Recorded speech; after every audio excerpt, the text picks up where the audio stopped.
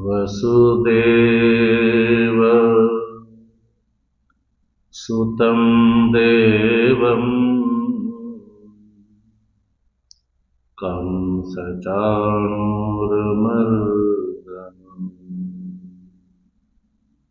देवकी परमानन्दम्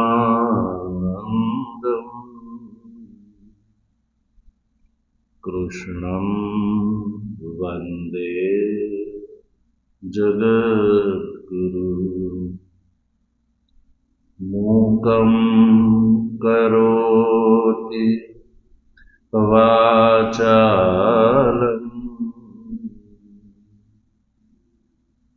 पङ्गुं लङ्घयते गिरिं यत्कृपातमहं वन्दे परमानन्दमाधवम्।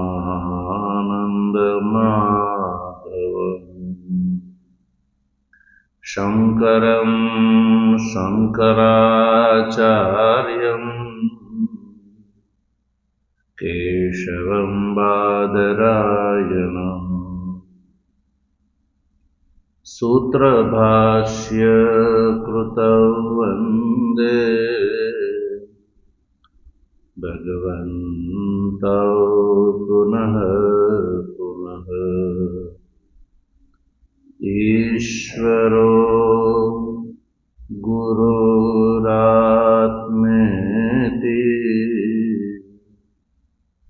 मूर्तिभेद विभागिने व्योमवद् व्याप्तदेहाय दक्षिणामूर्तये नमः। ओम शांति शांति शांति।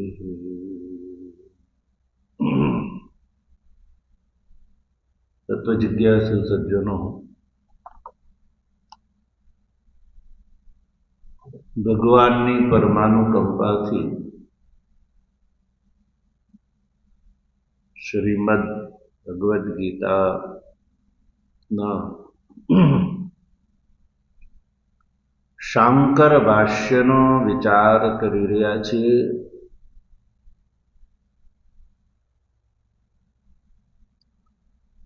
વિચાર ક્રમમાં સૌ પ્રથમ ઉપોદ્ઘાત ભાષ્ય ઉપક્રમણિકાનો વિચાર કરી ચૂક્યા. ત્યારબાદ પ્રથમ અધ્યાય એવં દ્વિતીય અધ્યાયના 10 શ્લોક સુધીનો પણ આપણે વિચાર કરી ચૂક્યા.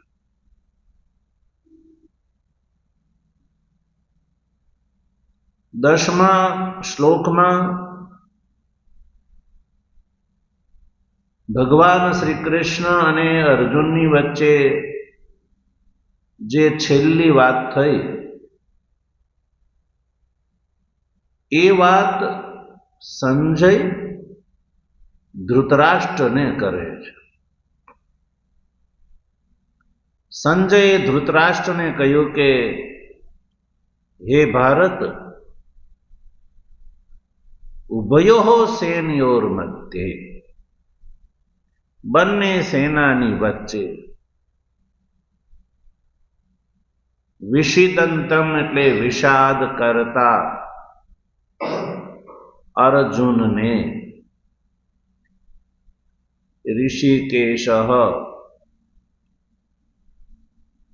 ઇદમ વચઃ ઉવાચ. ઋષિકેશ એટલે ભગવાન શ્રી કૃષ્ણ, ઇદમ એટલે આગળના કયા પ્રમાણે વચન બોલ્યા. તો ઇદમ શબ્દનો પ્રયોગ છે ને 10મા શ્લોકમાં કે ઇદમ વચઃ. સંજય કહે છે, વચન કોનું છે? સંજય ધૃતરાષ્ટ્રને કહે છે કે વિષાદ કરતા અર્જુનને, બંને સેનાની વચ્ચે વિષાદ કરતા અર્જુનને ભગવાને ઇદમ વચઃ ઉવાચ. ઇદમ વચઃ, ઇદમ એટલે અશોચાનન્વશોચસ્ત્વથી લઈને સર્વધર્માન પરિત્યજ્ય મામેકમ શરણમ વ્રજ અહમ ત્વામ સર્વ પાપેભ્યો મોક્ષિષ્યામિ મા શુચઃ. ત્યાં સુધીનું ગ્રહણ કરી લેવાનું છે. જોઈ લો નીચે 18મા અધ્યાયમાં છેલ્લે જો સર્વધર્માન પરિત્યજ્ય શ્લોક કેટલામાં છે જોવો.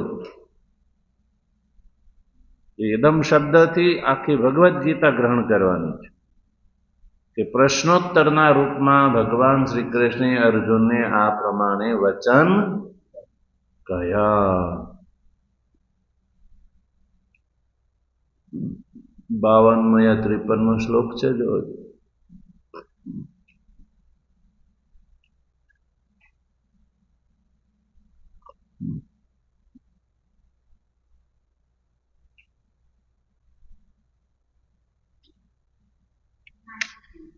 છાસઠમો શ્લોક.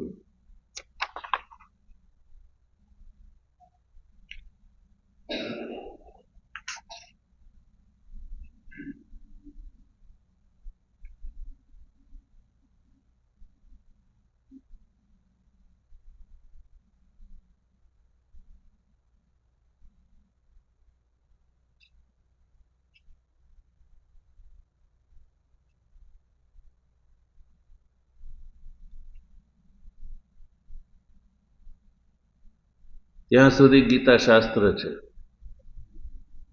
બીજા અધ્યાયના 11મા શ્લોકથી એટલે કે અશોચાનન્વશોચસ્ત્વમ એ ત્યાંથી એ ભગવાનનું વચન, ત્યાંથી લઈને 66મા શ્લોકના અંતમાં શું છે? મા શુચઃ ઇતિ અંતમ. ત્યાં સુધી શું છે? આ ગીતા શાસ્ત્ર આખું ગ્રહણ કરવાનું. બીજા અધ્યાયના 11મા શ્લોકથી લઈને 18મા અધ્યાયના 66મા શ્લોક પર્યંતનું જે ગીતા શાસ્ત્ર, એટલે આ અર્જુનના પ્રશ્ન અને ભગવાનના ઉત્તરમાં આ જે 11મા શ્લોકથી 18માના 66મા શ્લોક સુધીનો જે સંવાદ એ ઇદમ શબ્દથી ગ્રહણ કરવાનો છે. એટલે સંજય જે છે એ ધૃતરાષ્ટ્રને કહે છે કે વિષાદ, બંને સેનાની વચ્ચે વિષાદ કરતા અર્જુનને ઋષિકેશ એટલે ભગવાન શ્રી કૃષ્ણએ ઇદમ એટલે અશોચાથી લઈને મા શુચ એ સંપૂર્ણ જે પ્રશ્નોત્તરના રૂપમાં ગીતા શાસ્ત્ર છે એ અર્જુનને કહ્યું. અને કહ્યું એટલે અર્જુનનો શોક અને મોહ દૂર થઈ ગયો અને અર્જુન યુદ્ધ કરવા માટે તૈયાર. આ અશોચાથી લઈને મા શુચઃ પર્યંતનું ગીતા શાસ્ત્ર સાંભળીને અર્જુન યુદ્ધ કરવા માટે તૈયાર થઈ જાય.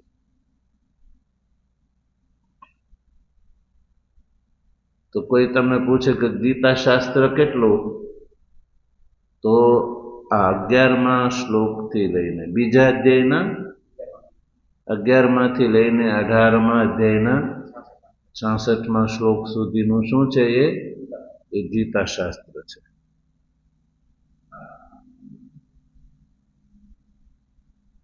એટલે ઇદમથી આ જે સંપૂર્ણ પ્રશ્ન અને ઉત્તરના રૂપમાં છે ને, અર્જુને પ્રશ્ન કર્યો અને ભગવાને એનો ઉત્તર આપ્યો. આવું પ્રશ્નોત્તર રૂપ જે સંવાદ ભગવાન શ્રી કૃષ્ણ અને અર્જુનનો થાય. નિઃશ્રેયસ અધિગમ સાધનમ વચનમ. સંવાદ શું છે? નિશ્રેયસનું અધિગમન કરવા માટેનું સાધન ભગવાને કહ્યું. ગીતા શાસ્ત્રમાં ભગવાને શું કહ્યું? નિશ્રેયસનું અધિગમન જેના દ્વારા થાય એ સાધન બતાવ્યું. નિશ્રેયસ અધિગમ સાધનમ વચનમ ઉચિતવાન. કારણ કે અર્જુને શું કહ્યું? યત શ્રેય સ્યાત નિશ્ચિતમ બ્રૂહિ તન્મે. મારા માટે જે શ્રેયસ્કર હોય એ તમે મને બતાવો. તો ભગવાનનો આ પહેલા પણ પ્રવેશ થઈ ગયો. બીજા અધ્યાયના બીજા શ્લોકમાં ભગવાને કહ્યું ક્લેબ્યમ માસ્મગમઃ. તો એ તો કેવલ અર્જુનને વ્યવહારિક રૂપથી કહ્યું કે ભાઈ તું તારું કેવું એ બરાબર નથી. પણ જ્યારે અર્જુને કહ્યું કે આ જે મારો શોક મોહ જે છે એ આલોક યા પરલોકના સુખ ભોગ પ્રાપ્ત કરવાથી મટે એમ નથી, એવું જ્યારે કહ્યું અને અર્જુને કહ્યું કે જે મારા માટે શ્રેયસ્કર હોય એ બતાવો. તો શ્રેયસ્કર તો ત્યારે જ બતાવવાનું હોય કે પ્રશ્ન કરતા શિષ્ય હોય અથવા પુત્ર હોય. તો જે છે એ નિશ્રેયસનું અધિગમનનું સાધન એ ગુરુએ શિષ્યને યોગ્યતા જાણીને બતાવવાનું હોય છે. તો અર્જુને ભગવાનનું શિષ્યત્વ સ્વીકાર્યું, શરણાગતિ સ્વીકારી અને સાધીમામથી એવું કહ્યું કે તમે જેમ કહેશો એમ હું કરીશ. એવું જ્યારે અર્જુનની પ્રતિજ્ઞા ભગવાને જ્યારે સાંભળી ત્યારે ભગવાનને થયું કે અર્જુન છે એ નિશ્રેયસનો અધિકારી છે, એટલે અર્જુનને નિશ્રેયસનું અધિગમન થાય એવું સાધન હવે મારે બતાવવું જોઈએ. એટલે પછી બીજા અધ્યાયના 11મા શ્લોકથી જે પ્રકારે નિશ્રેયસ એટલે આત્મકલ્યાણનું અધિગમન થાય અર્જુનને એ સાધન ભગવાને આ ગીતામાં બતાવ્યું છે.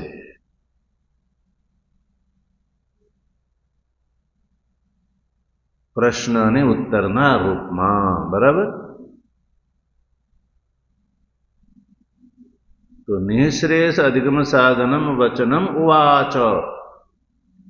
એવું આ સંજય ધૃતરાષ્ટ્રને આ વાત કરતી.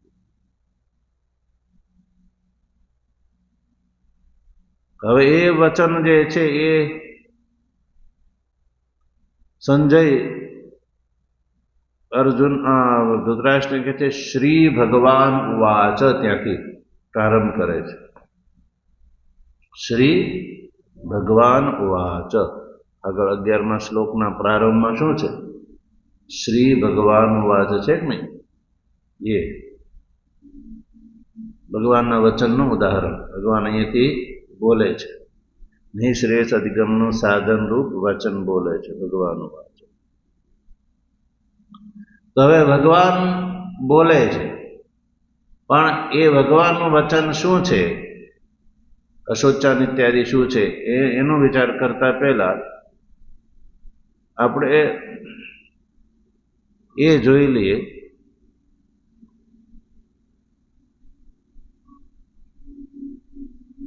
કે પ્રથમ અધ્યાય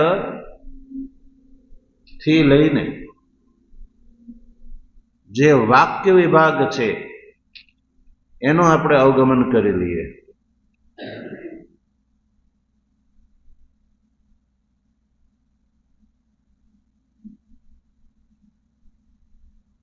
ભગવાન ભાષ્યકારના ભાષ્યના કથન અનુસાર આપણે વાક્ય વિભાગ જોઈ લઈએ કે ધર્મ ક્ષેત્રે કુરુક્ષેત્રે એ જે પ્રથમ શ્લોક છે કે નહીં એ એક વાક્ય છે. આપણે સંપૂર્ણ ગીતા શાસ્ત્રને વાક્ય વિભાગમાં યદિ વર્ગીકૃત કરીએ તો ધર્મ ક્ષેત્રે કુરુક્ષેત્રે ઇત્યાદિ આદ્ય શ્લોક જે છે એ એક વાક્ય છે. કેમ? કારણ કે શાસ્ત્ર જે છે મહાભારત એના કથા સંબંધ પરક હોવાથી, કથા સંબંધ પરક હોવાથી ધૃતરાષ્ટ્રએ પ્રસંગથી પૂછ્યું એટલે એ એક વાક્ય થયું, ધર્મક્ષેત્રે કુરુક્ષેત્રે. પછી દૃષ્ટવા તુ પાંડવાનિકમ, બીજો શ્લોક શું છે? પ્રથમ અધ્યાયનો બીજો શ્લોક. હા, તો એ દૃષ્ટવા તુ ત્યાંથી લઈને ભગવાન ભાષ્યકારના વચનમાં જો અત્ર ચ દૃષ્ટવા તુ પાંડવાનિકમ ઇતિ આરભ્ય યાવત ન યોત્સ્યતિ ગોવિંદ મુક્ત્વા તૂષ્ણીમ બભૂવ ઇતિ એતદ અંતઃ પ્રાણીનામ શોક મોહાદિ સંસાર બીજભૂત દોષ ઉદ્ભવ કારણ પ્રદર્શનાર્થત્વેન વ્યાખ્યેયો ગ્રંથ. તો ગીતાના સંદર્ભમાં બીજું વાક્ય થયું દૃષ્ટવા તુ પાંડવાનિકમ, ત્યાંથી લઈને બીજા અધ્યાયના 9મા શ્લોકના અંતમાં શું છે? ઉક્ત્વા તૂષ્ણીમ બભૂવ. મળ્યો કમલેશ? પ્રથમ અધ્યાયના બીજા શ્લોકથી લઈને બીજા અધ્યાયના 9મા શ્લોક સુધી. 9મા શ્લોકના અંતમાં શું છે? ઉક્ત્વા તૂષ્ણીમ બભૂવ. ભગવાન ભાષ્યકાર આટલો આ જે ગ્રંથ છે ને એનું એક સાથે પિંડીકૃત વ્યાખ્યાન કરે છે. સમજાણું? ભગવાન ભાષ્યકાર જે છે આ ગીતાનું ભાષ્ય કરે છે. તો ભાષ્યકાર જે છે એ પ્રથમ જે શ્લોક છે ને એને ગ્રહણ નથી કરતા, કારણ કે એક અલગ વાક્ય છે. એ શાસ્ત્રની સાથે કથાના સંબંધનો, બસ કથાનો સંબંધ બતાવવા વાળું એક વાક્ય છે. હવે ભાષ્યકાર એવું માને છે કે દ્રષ્ટવા તુ એ પ્રથમ અધ્યાયના બીજા શ્લોકથી લઈને બીજા અધ્યાયના 9મા શ્લોક સુધીનો જે ગીતા ગ્રંથ છે, તો ભાષ્યકાર ગીતા ભાષ્ય લખે છે, ગીતાનું ભાષ્ય કરે છે, ભાષ્ય લખવા બેઠા છે. તો પછી પ્રથમ અધ્યાય ગીતા શાસ્ત્ર છે કે નથી? બીજા અધ્યાયનો 10 શ્લોક ગીતા શાસ્ત્ર છે કે નથી? એ ગીતા શાસ્ત્ર છે. શ્રીમદ ભગવદ્ ગીતા જ્યારે બોલીએ ત્યારે 18 એ ગીતાના રૂપમાં જ આપણે માનીએ છીએ. તો જ્યારે તમે ગીતા શાસ્ત્રનું વ્યાખ્યાન કરવા બેઠા છો તો તમે બીજા શ્લોકથી લઈને પ્રથમ અધ્યાયના બીજા શ્લોકથી લઈને બીજા અધ્યાયના 9મા શ્લોક સુધીનું જે શ્લોક છે એ શ્લોકનું તમે ભાષ્ય કર્યું નથી એવું કોઈ કહે? એનું ભાષ્ય નથી કર્યું તો એ પ્રતિપદ ભાષ્ય નથી કર્યું. આપણે શું કહીશું? પ્રતિપદ ભાષ્ય નથી કર્યું. તો એ વાત ભાષ્યકાર અહીંયા સ્પષ્ટ કરે છે. હવે ભાષ્ય જ્યારે પ્રારંભ કરે છે ત્યારે ભાષ્યકાર એવું કહે છે કે દૃષ્ટવા તુ ત્યાંથી લઈને ઉક્ત્વા તૂષ્ણીમ બભૂવ, એ જે વાક્ય છે એનો અભિપ્રાય પિંડીકૃત કરીને બતાવી દે છે. પ્રતિપદ નથી બતાવતા પણ પિંડીકૃત ખબર પડે, એક લાડવા વાળીને ભેગું કરીને સંપૂર્ણ એ જેટલા શ્લોકો છે એ બધાનું ભેગું કરીને એક સાથે એનું વ્યાખ્યાન કરી દે, ભાષ્ય કરી દે છે, એ અભિપ્રાય છે. એટલે આ રીતે ગીતાના 3 વાક્ય બનશે. પ્રથમ શ્લોક 1 વાક્ય, અને દ્રષ્ટવાથી લઈને તૂષ્ણીમ બભુવ સુધીનું બીજું 1 વાક્ય, બરાબર. પછી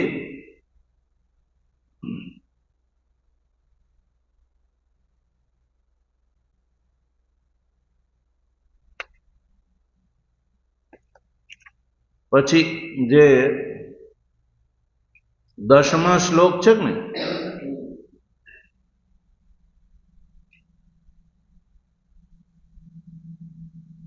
તો તમુવાચ ઇદમ વચ છે ને, ઇદમ વચ ઇતિ એતદંત ગ્રંથવતી અપરમ વાક્ય ઇતઃ આરભ્ય ઇદમ વચ, 10મો શ્લોક છે.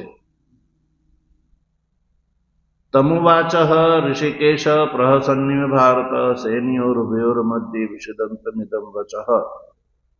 એ ઇદમ વચ છે ને, ત્યાંથી એતદંત ગ્રંથ ભવતી અપરમ વાક્યમ ઇતિ વિભાગ.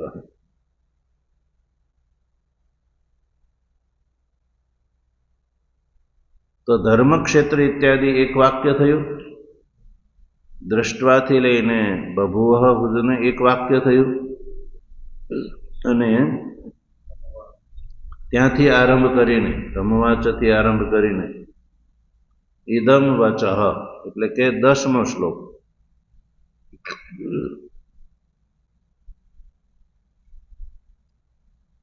ઇદમ વચ સુધી જે ગ્રંથ છે એ અપરમ વાક્ય છે.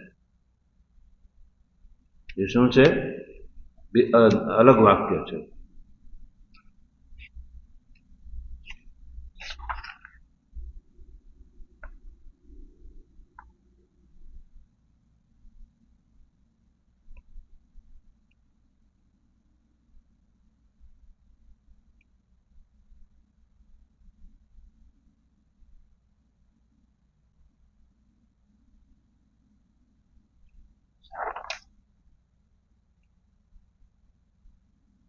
તો અહીંયા સુધીના 3 વાક્ય અલગ અલગ થયા ને. ધર્મક્ષેત્રેથી લઈને એ પ્રથમ શ્લોક 1 વાક્ય, પછી દ્રષ્ટવાથી લઈને બીજા અધ્યાયના 9માં તૂષ્ણીમ બભુવ એ 1 વાક્ય, પછી 10મો શ્લોક જે છે એ 1 અલગ વાક્ય.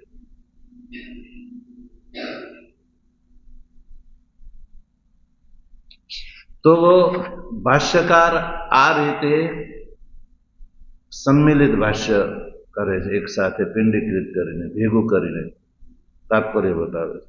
કોઈ અહીંયા પ્રશ્ન કરી શકે કે ચાલો પ્રથમ શ્લોક છે એને તમે એક જુદું વાક્ય માની શકો, 1 વાક્ય માની શકો, કારણ કે પ્રકૃત જે ગીતા શાસ્ત્રનો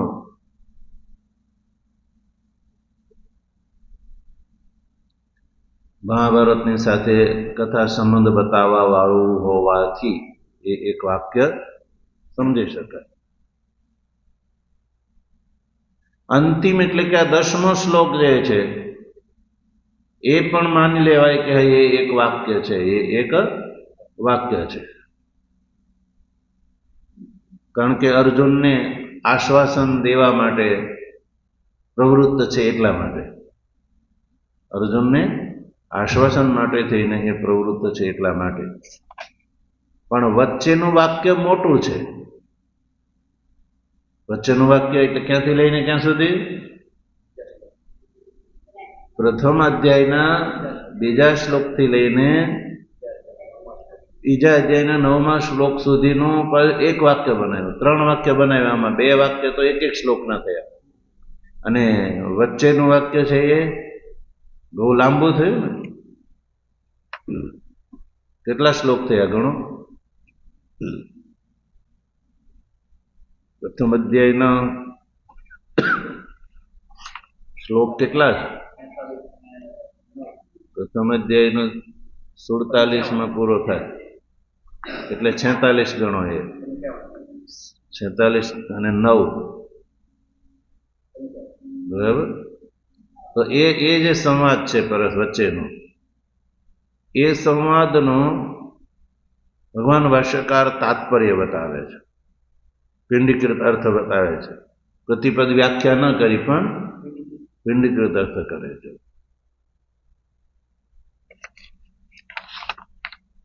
અને એમાં એ સ્પષ્ટ કરે છે. એટલે ભાષ્ય પંક્તિથી જ આપણે આગળ વધીએ.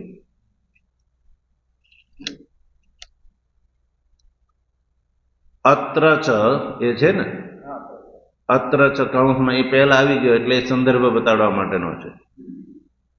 અત્ર ચ થી દૃષ્ટ્વા તુ પાંડવાનીકમ, આ ભગવદ્ ગીતાના પહેલા અધ્યાયનો બીજો શ્લોકનો અંશ છે. ભાષ્ય જોવાનો છે.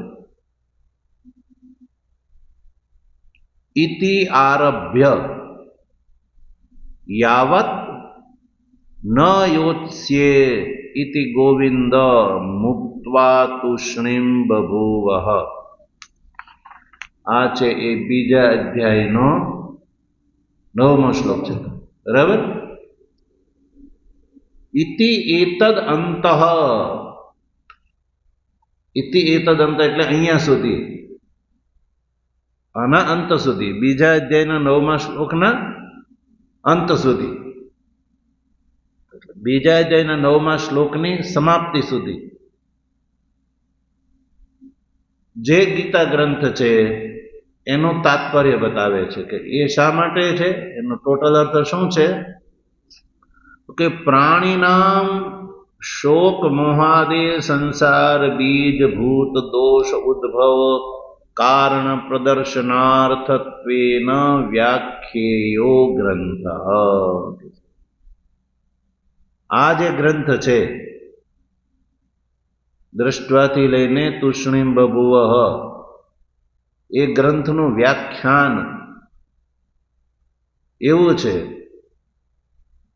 કે પ્રાણીનામ શોક મોહાદી સંસારનું બીજ જે ભૂત છે દોષ, એ દોષનો ઉદ્ભવનું કારણ પ્રદર્શનાર્થત્વ છે, બતાડવા માટે છે. પ્રાણીઓને માટે, પ્રાણીનામ એટલે પ્રાણીઓને માટે, શોક મોહાદી સંસાર બીજ ભૂત દોષ, શોક અને મોહ વગેરે એ શું છે, સંસારના બીજભૂત દોષ છે. શોક અને મોહ વગેરે સંસારના બીજભૂત દોષ છે. એનો ઉદ્ભવ કેવી રીતે થાય છે, એનો ઉદ્ભવ કેવી રીતે થાય છે, ઉદ્ભવનું કારણ શું છે, એ બતાડવા માટે થઈને આ ગ્રંથ છે. દોષ ઉદ્ભવ કારણ પ્રદર્શનાર્થત્વેન, પ્રદર્શન કરવા માટે. શેનું પ્રદર્શન કરવા માટે? દોષના ઉદ્ભવનું કારણ. દોષ કયો? શોક મોહાદી સંસાર બીજભૂત દોષ. શોક મોહાદી જે સંસારના બીજભૂત દોષ છે, શોક મોહાદી શું છે? સંસારના બીજભૂત દોષ છે. એ દોષના ઉદ્ભવનું કારણ, એ દોષના ઉદ્ભવનું કારણ દેખાડવા માટે થઈને આ ગ્રંથ છે. કયો ગ્રંથ? દ્રષ્ટવાથી લઈને તુષ્ણીમ બભૂવઃ. હા, એ સંપૂર્ણ એટલો ગ્રંથ. એ ગ્રંથનું આ વ્યાખ્યાન કર્યું ભાષ્યકારે. એક જ શ્લોકમાં વ્યાખ્યાન કરી દીધું. પ્રતિપદ વ્યાખ્યાન ન કર્યું, પણ એક શ્લોકમાં વ્યાખ્યાન કર્યું. એટલે ભાષ્યકાર કહે છે કે તમે આ ગ્રંથનો, આટલા ગ્રંથનો અભિપ્રાય એવો સમજો, ભાષ્ય એવું સમજો કે શોક મોહ પ્રાણીઓને માટે શોક મોહાદી જે સંસાર બીજભૂત દોષ છે કે નહીં, એ દોષનો ઉદ્ભવ કેવી રીતે થાય છે, એ ઉદ્ભવનું કારણ દેખાડવા માટે છે. 55 શ્લોક. વ્યાખ્યેય ગ્રંથ,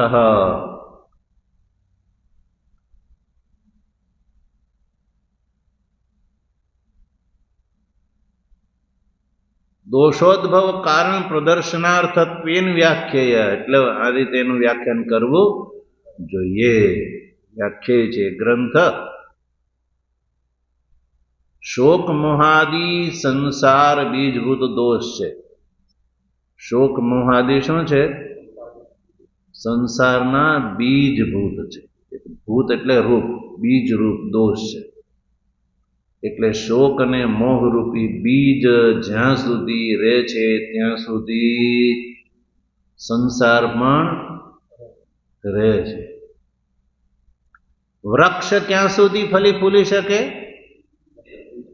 બીજ હોય ત્યાં સુધી એનું ફલવા ફૂલવાનું ચાલુ જ રહે છે.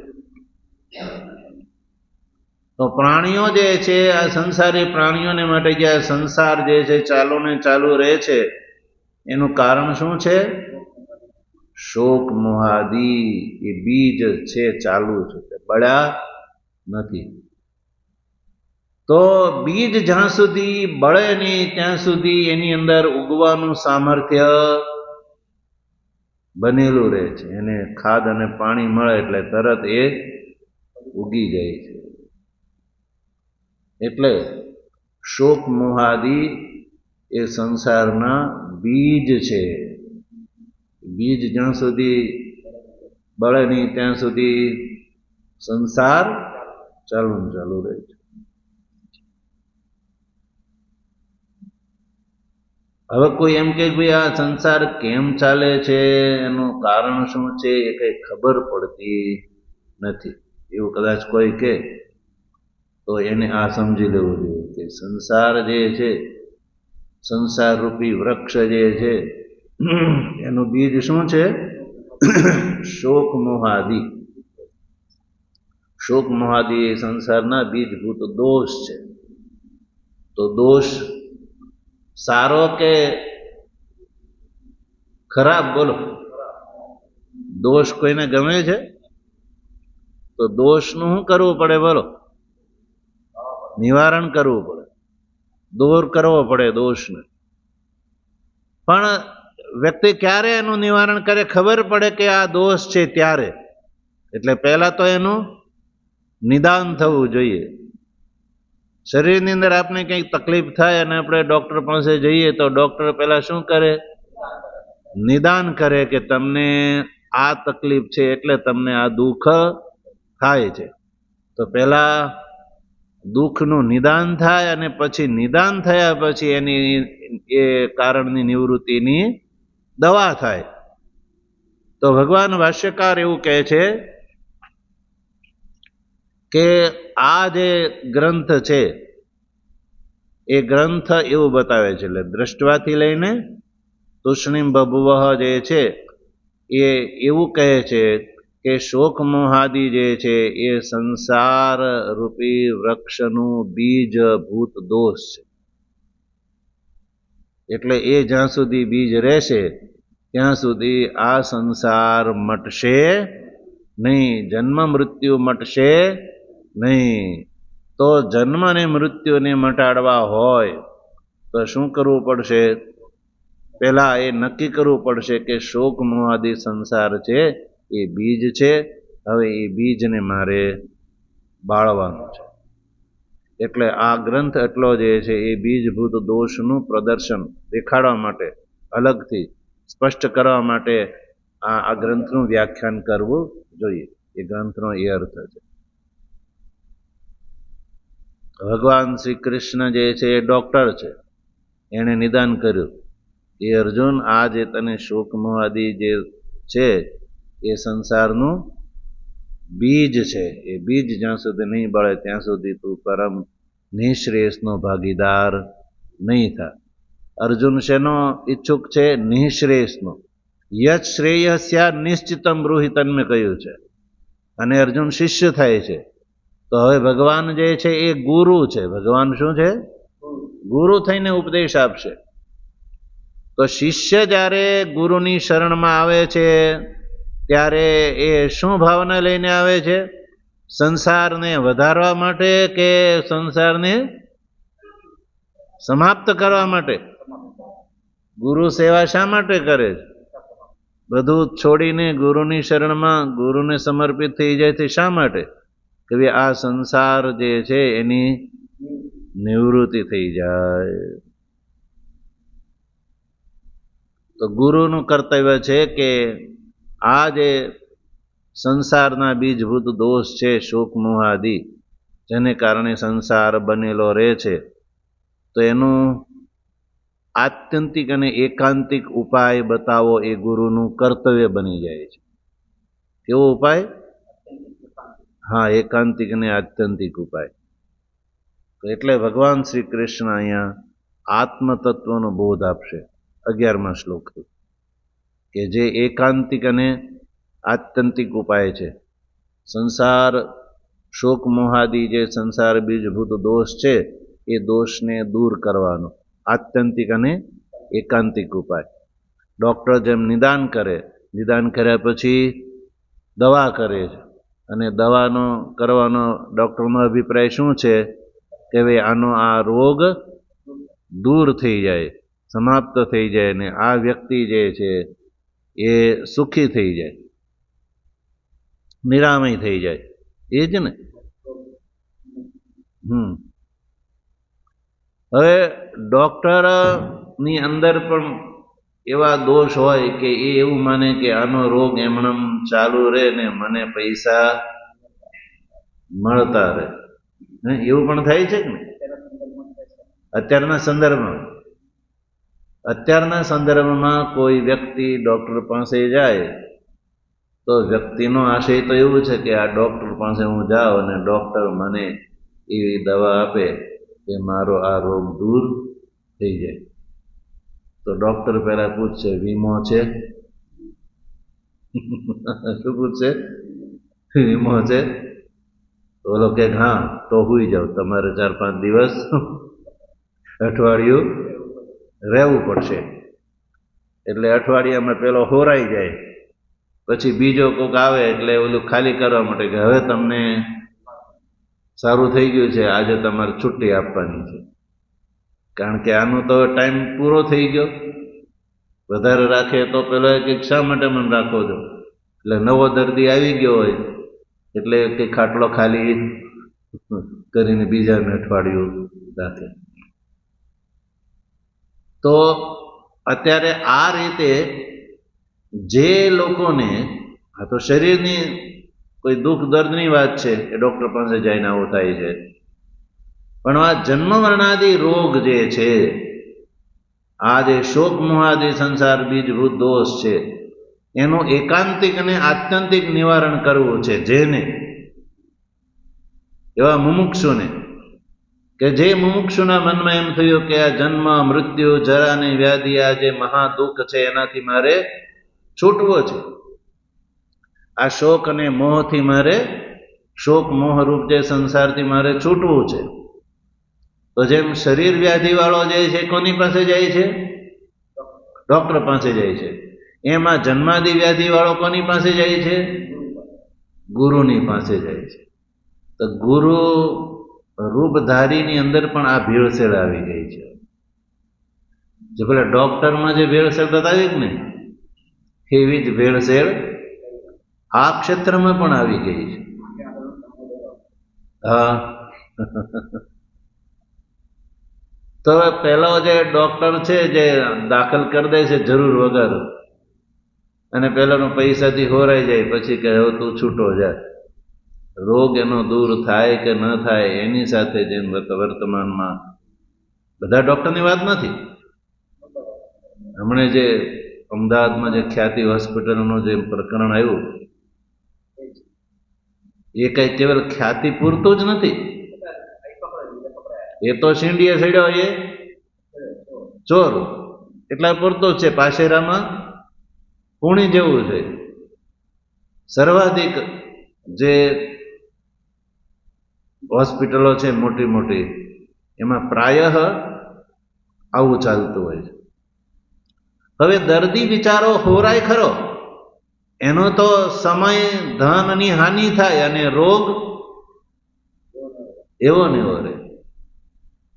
બસ બિલકુલ પેરેલલ ધર્મ ક્ષેત્રમાં પણ આ જ વસ્તુ ચાલી રહી છે.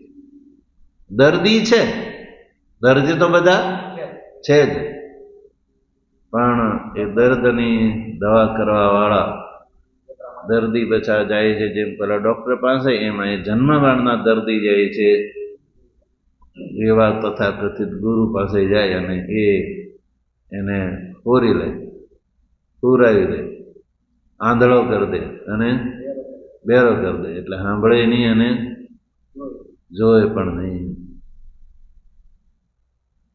તો ભગવાન ભાષ્યકાર, તો આ વર્તમાન આ હાલત છે, તો ભગવાન ભાષ્યકાર જે છે એ અર્જુનના સંદર્ભમાં એવું કહે છે કે પ્રાણીઓને શોક મોહાદી સંસાર બીજભૂત દોષનું નિદાન કર્યું, અને નિદાન કર્યા પછી ભગવાન જે છે એ જન્મ મરણાદી શોક મોહાદી આ જે દોષ છે એનું આત્યંતિક અને એકાંતિક રૂપથી નિવૃત્તિ થાય એ માટે તેને આત્મ તત્વ જ્ઞાનનો ઉપદેશ ભગવાન શ્રી કૃષ્ણ અહીંયાથી આપશે, જેથી કરીને અર્જુનનું આ જે શોક મોહાદી સંસાર બીજભૂત દોષ છે એ દોષ